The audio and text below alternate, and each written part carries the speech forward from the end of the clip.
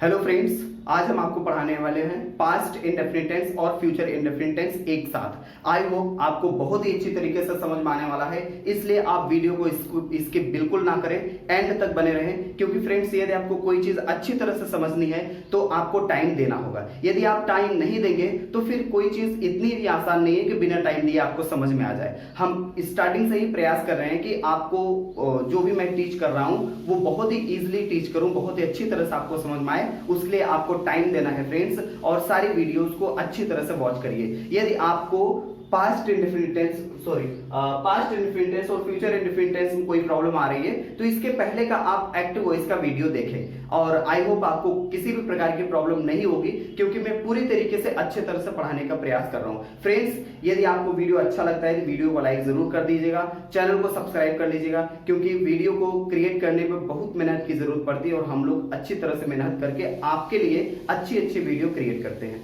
ठीक है ना? तो without wasting our time let's start past indefinite tense और फ्यूचर इंडेफिनिट टेंस। ठीक है ना? आपने एक्टिव वॉइस में पढ़ा है, टेंस हमने जो पढ़ा है उसको अच्छी तरह से पढ़ाइए। ठीक है ना? तो पास्ट इंडेफिनिट टेंस के अफर्मेटिव सेंटेंस और फ्यूचर इंडेफिनिट टेंस के एक्टिव वॉइस में सेंटेंस में जो भी हम आपको स्टार्टिंग पढ़ा दी है, उन सारे रूल्स को आप याद करिए, और उसको याद करने के बाद आप पास्ट इंडेफिनिट टेंस यदि आप पढ़ रहे हैं पैसिव वॉइस और फ्यूचर इंडेफिनिट टेंस का पैसिव वॉइस आप पढ़ रहे हैं तो इनके कॉन्टिन्यूअस टेंस को याद करिए। बहुत ही ध्यान दीजिएगा, मिस मत करिएगा। आपको बार बार रटने की जरूरत नहीं पड़ेगी। मैं आपको ऐसा ट्रिक बता रहा हूं कि आप भूलेंगे नहीं, पूरी लाइफ नहीं भूलेंगे, लेकिन मेरी बात को गौर से सुनिए।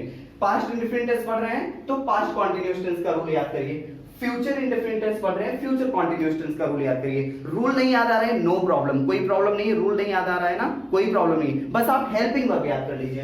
पास्ट इंडेफिनिट टेंस पढ़ रहे हैं पैसिव वॉइस, तो पास्ट कॉन्टिन्यूअस टेंस का हेल्पिंग वर्ब क्या था? was और were। क्या हेल्पिंग वर्ब था? was और were। फ्यूचर इंडेफिनिट टेंस का पैसिव वॉइस आप पढ़ रहे हैं, फ्यूचर कॉन्टिन्यूअस टेंस का हेल्पिंग वर्ब क्या था? will shall be। यही था ना? तो मेरे कहने का मतलब यह है, मैं इसलिए रिलेट कर रहा हूं कि पास्ट इंडेफिनिट टेंस में पास्ट कॉन्टिन्यूअस टेंस का हेल्पिंग वर्ब लगेगा जब आप पैसिव वॉइस बनाएंगे। फ्यूचर इंडेफिनिट टेंस में फ्यूचर कॉन्टिन्यूअस टेंस का हेल्पिंग वर्ब लगेगा जब आप फ्यूचर इंडेफिनिट टेंस का पैसिव वॉइस बनाएंगे। इसी प्रकार से आपने जब प्रेजेंट टेंस पढ़ा था तो प्रेजेंट कॉन्टिन्यूअस टेंस का हेल्पिंग वर्ब लगा था प्रेजेंट इंडेफिनिट टेंस के पैसिव वॉइस में। थोड़ा सा रिकॉल करिए, याद करिए उस बात को। मेरे कहने का मतलब यह है, जितने भी आप कॉन्टिन्यू इंडेफिनिट टेंस पढ़ेंगे, सिंपल सेंटेंस पढ़ेंगे, सारे सिंपल सेंटेंसेस में, सारे इंडेफिनिट टेंसेस में कॉन्टिन्यूअस टेंस का हेल्पिंग वर्ब लगेगा। इसको आप नोट कर लीजिए, भूलिएगा नहीं। बस आप इतना नोट कर लीजिए कि सारे इंडेफिनिट टेंसेस में कॉन्टिन्यूअस टेंस का हेल्पिंग वर्ब लगेगा जब आप पैसिव वॉइस बनाएंगे। नहीं याद आ रहा है तो देख लीजिए। आप प्रेजेंट इंडेफिनिट टेंस पढ़ रहे हैं, पास्ट इंडेफिनिट टेंस पढ़ रहे हैं, पास्ट कॉन्टिन्यूअस टेंस का हेल्पिंग वर्ब था was were लग गया और वर्ब का थर्ड फॉर्म लग गया। ठीक है ना? वहां पे कॉन्टिन्यूअस टेंस में वर्ब का फर्स्ट फॉर्म में ing लगता था, लेकिन यहां पे वर्ब का थर्ड फॉर्म लगेगा, क्योंकि बहुत ही कॉमन सी बात है कि जितने भी आप पैसिव वॉइस पढ़ेंगे हर जगह वर्ब का थर्ड फॉर्म ही लगेगा। और फ्यूचर इंडेफिनिट टेंस आप पढ़ रहे हैं तो फ्यूचर कॉन्टिन्यूअस टेंस का हेल्पिंग वर्ब क्या है? will shall be, वही लग रहा है वर्ब का थर्ड फॉर्म। बाकी सब कुछ सेम है। हर एक अफर्मेटिव सब्जेक्ट पहले आता है, इसमें भी सब्जेक्ट पहले आया, इसमें भी सब्जेक्ट पहले आया। हेल्पिंग वर्ब की बात करते हैं, पास्ट इंडेफिनिट टेंस के पैसिव वॉइस का हेल्पिंग वर्ब हो गया was were, वर्ब का थर्ड फॉर्म by ऑब्जेक्ट, ये हो गया रूल। फ्यूचर इंडेफिनिट टेंस का जब आप पैसिव वॉइस पढ़ रहे हैं तो फ्यूचर कॉन्टिन्यूअस टेंस का हेल्पिंग वर्ब हो जाएगा will shall be। तो रूल क्या हो जाएगा? Subject will shall be, verb का third form by object. Simple है ना, कोई प्रॉब्लम नहीं, बस आपको थोड़ा सा रिलेट करना है। अब हम एग्जांपल देखते हैं। They taught science, way science पढ़ाते थे, तो इसका पैसिव वॉइस क्या होगा? सबसे पहले ऑब्जेक्ट क्या है? ऑब्जेक्ट है साइंस, को सबसे पहले राइट कर दीजिए। ठीक है ना? क्योंकि ऑब्जेक्ट है, इसको हम सब्जेक्ट मान करके सब्जेक्ट जगह राइट करेंगे। अब साइंस सिंगुलर है प्लूरल है? सिंगुलर है तो वॉज लग जाएगा, साइंस वॉज। उसके बाद वर्ब का थर्ड फॉर्म टॉट। ठीक, साइंस वॉज टॉट, उसके बाद बाय लगा दी। अब दे का देम हो जाएगा, स्पेस थोड़ा सा कम है, इसको आप इग्नोर करिएगा। Science was taught by them, ये हो गया पैसिव वॉइस। अब हम फ्यूचर इंडेफिनिट टेंस का पैसिव वॉइस बनाते हैं। वी शैल टीच साइंस, हम साइंस पढ़ाएंगे। अब इसका पैसिव क्या होगा? ऑब्जेक्ट क्या है? साइंस, तो यहां पर भी साइंस सबसे पहले राइट कर दीजिए। साइंस, अब साइंस के साथ क्या लगाएंगे, विल। आई होता तो शैल लगाते, साइंस उसके बाद विल उसके बाद बी लगा दीजिए, साइंस विल बी। वर्ब का थर्ड फॉर्म टीच का हो जाएगा टॉट, ठीक है। साइंस विल बी टॉट, उसके बाद बाय, बी का ऑब्जेक्ट होता है अस, ठीक। Science will be taught by us, ये हो गया अफर्मेटिव का रूल। अब निगेटिव में बहुत ही क्विकली आप बताइए, अच्छी तरह से याद करिए कि निगेटिव में नॉट कहां लगाते हैं, अभी बताइए निगेटिव में नॉट कहां लगाते हैं, हेल्पिंग वर्ब के बाद। तो हेल्पिंग वर्ब क्या है, वाज वर, वाज वर के बाद नॉट लग जाएगा। यहां क्या है, विल और शैल, बी के बाद नॉट नहीं लगेगा, विल और शैल के बाद नॉट, फिर उसके बाद बी। आप रूल देख लीजिए, निगेटिव सेंटेंस सब्जेक्ट है, वाज यही है, वर यही है, उसके बाद नॉट लग गया, उसके बाद वर्ब का थर्ड फॉर्म बाय ऑब्जेक्ट, ठीक है ना। अब जब फ्यूचर इंडेफिनिट टेंस का नेगेटिव बना रहे हैं तो सब्जेक्ट यही है, विल शैल यही है, उसके बाद नॉट लग गया है यहां पे, उसके बाद बी, वर्ब का थर्ड फॉर्म बाय ऑब्जेक्ट, ठीक है ना। इसका भी हम एग्जांपल देख लेते हैं। She did not sleep in night, she did not sleep in night, वो रात को नहीं सोई, यहां एड भी लग जाता है, ठीक है ना। तो स्लीप, सॉरी ये तो इंट्रांजिटिव है, ठीक है ना, तो इसका हम पैसिव वॉइस नहीं बनाएंगे। जैसे हम आपको पहले ही बताए हैं कि जब इंट्रांजिटिव वर्ब रहेगा तो उसका पैसिव वॉइस नहीं बनेगा, ठीक है ना। तो हम ट्रांजिटिव वर्ब देखते हैं। We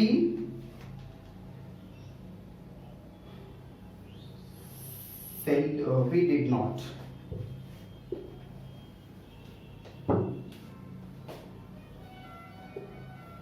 we did not kill time,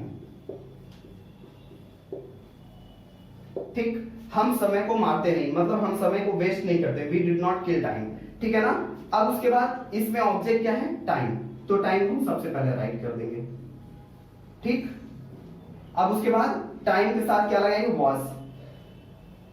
अब निगेटिव है तो नॉट लगा दीजिए, टाइम वॉज नॉट किल्ड, उसके बाद बाय, बी का हो जाएगा अस, ठीक। Time was not killed by us. आप इसका निगेटिव बना लीजिए, फ्यूचर इंडेफिनिट टेंस का निगेटिव। सबसे पहले ऑब्जेक्ट क्या है, यू, यू को हम सब्जेक्ट बनाएंगे तो यू का सब्जेक्ट ऑब्जेक्ट यू ही होता है, उसके बाद विल लग जाएगा, आई होता तो शैल लगाते, यू विल, उसके बाद नॉट, बी, वर्ब का थर्ड फॉर्म, वर्ब का थर्ड फॉर्म क्या है, हेल्प, हेल्प का हेल्प हो जाएगा, you will not be helped bye, अब यहां पे दे है, दे का ऑब्जेक्ट हो जाएगा देन, है ना। बहुत आसान फ्रेंड्स, यदि आपको पहले की चीजें पता है तो बाद वाली जो भी चीज पढ़ेंगे, चाहे जिस सब्जेक्ट की बात करें, बाद की सारी चीजें बहुत ही इजी हो जाएंगी यदि आपको पहले की सारी चीजें पता है। तो इसी प्रकार से हम फर्स्ट इंट्रोगेटिव बनाते हैं। फर्स्ट इंट्रोगेटिव तो आप अपने आप से ही बना सकते हो। सबसे पहले हेल्पिंग वर्ब लगा देंगे, ठीक है ना। उसके बाद क्या लगाएंगे, अभी आप देख लीजिए रूल में, सारे रूल्स बहुत ही इजी हैं, थोड़ा सा आपको ध्यान देना पड़ेगा, पहले की चीजों को रिकॉल करना पड़ेगा।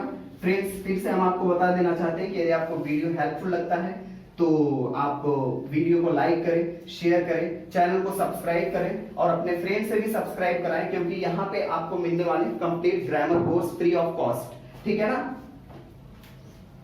तो फर्स्ट इंट्रोगेटिव,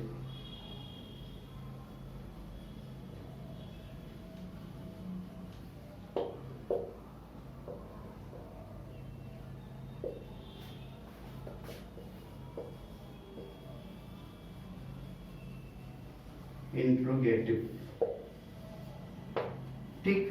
अब इसमें हम क्या लगाएंगे, पास्ट इंडेफिनिट टेंस के फर्स्ट इंट्रोगेटिव में सबसे पहले was, were, helping verb same रहेगा, उसी को आगे पीछे करते रहेंगे। उसके बाद सब्जेक्ट, ठीक है ना। उसके बाद वर्ब का थर्ड फॉर्म, उसके बाद by, then object, then question mark. अब इसमें क्या होगा, सबसे पहले विल शैल लगेगा, विल शैल, उसके बाद सब्जेक्ट, उसके बाद बी, उसके बाद वर्ब का थर्ड फॉर्म, उसके बाद by, object, then question mark, ठीक। अब एग्जांपल देख लेते हैं। was, सॉरी, हाँ ये पैसिव वॉइस है, तो पैसिव वॉइस का रूल हमने लिखा है,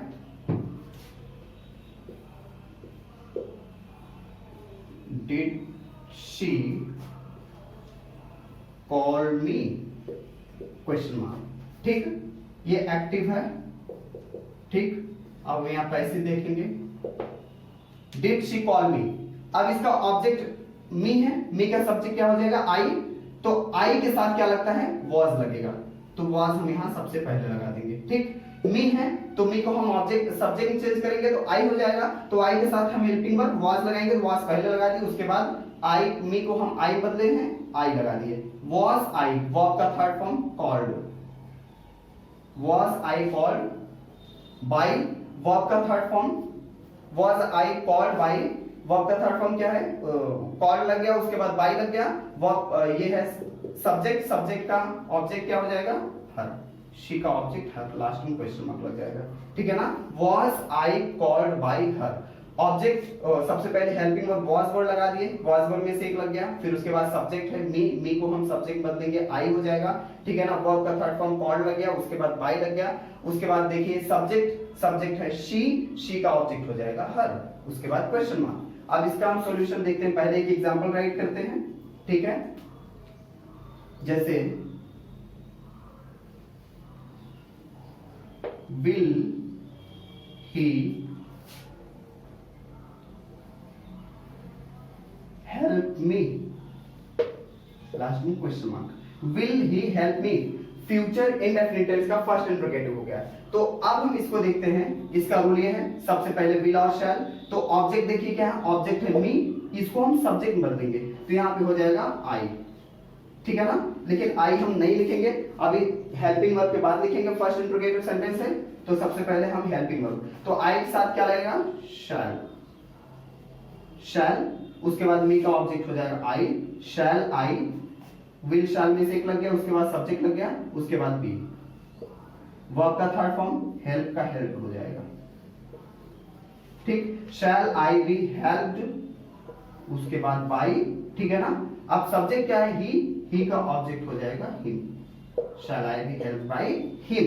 ठीक है ना, बात समझ में आई। अब हम यहां देख लेते हैं सेकंड इंट्रोगेटिव, कौन सा interrogative, second interrogative sentence. Second interrogative is quite easy, बहुत ही आसान है। ठीक है ना, बिल्कुल आसान है, लेकिन आपको थोड़ा सा फर्स्ट इंट्रोगेटिव का रूल याद करना पड़ेगा। ठीक है ना, सेकंड इंट्रोगेटिव के रूल में थोड़ी सी चेंजिंग करेंगे, ये फर्स्ट इंट्रोगेटिव रूल में थोड़ी सी चेंजिंग करेंगे, सेकंड इंट्रोगेटिव का रूल बन जाएगा। जैसे यहाँ वॉज वर्ब है, हेल्पिंग वर्ब, इसके पहले हम क्यू डब्ल्यू जोड़ देंगे, क्या जोड़ देंगे, क्यू डब्ल्यू। ठीक है ना, क्वेश्चन वर्ड जोड़ देंगे, सेकंड इंट्रोगेटिव बन गया। फर्स्ट इंट्रोगेटिव में हम क्वेश्चन वर्ड जोड़ देंगे, सेकंड इंट्रोगेटिव बन गया। ठीक है ना, ये हो गया सेकंड इंट्रोगेटिव का रूल। अब हम एग्जांपल देख लेते हैं, Why did Mohit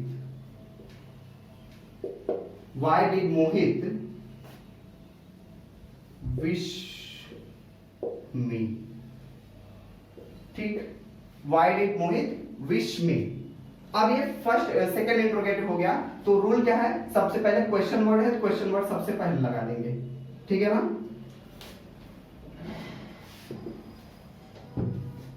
ये एक्टिव हो गया।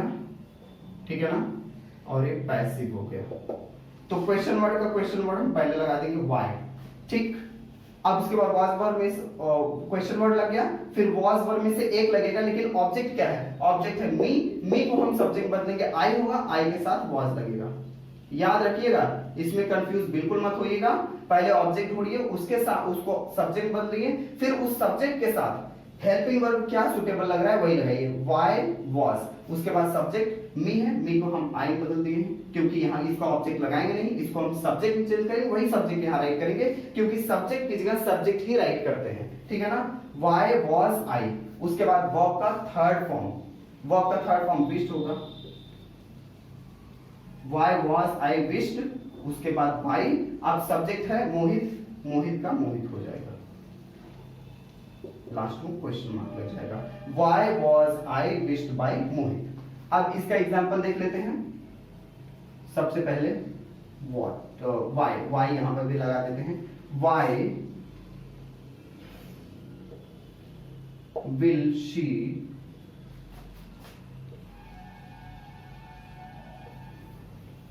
Teach you science.